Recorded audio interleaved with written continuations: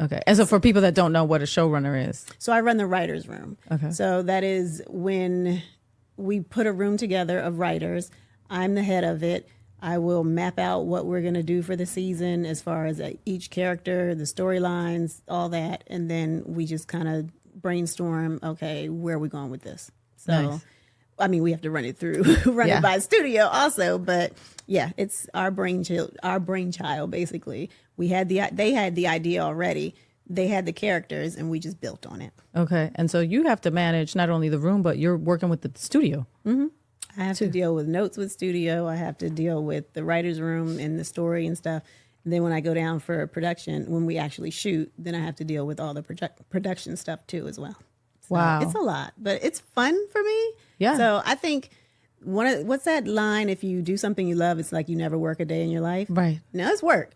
I'm not going to front, but And you got it is long fun. days. Yeah, they're long days. But Writer you know what's days are funny? long days. When I was working at that law firm in Philadelphia before I even got in the business, I used to complain every minute of the day. Like I'd be there, and I didn't even have a lot to work. You were like, work this to is do. crap. I was like a floating secretary for a while, and I literally would just sit there and read books all day.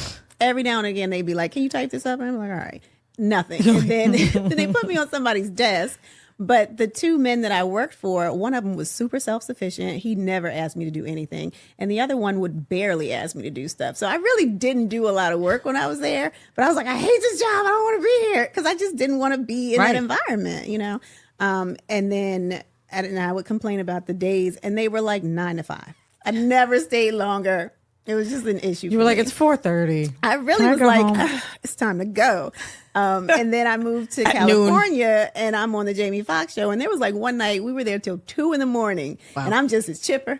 And everybody was like, okay, why are you? I was like, nobody gets this opportunity. Are you crazy? Like, this is fun. Right. So, I mean, I wasn't in the room at that point, but it still was fun to be in the middle of the, in the mix.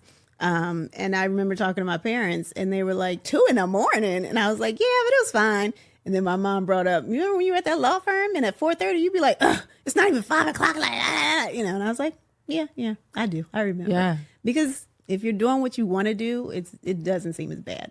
Yeah. Walking in purpose. Yeah. Right. Yeah. Walking in kind of what we came here to do. Yeah. So to speak, Yep.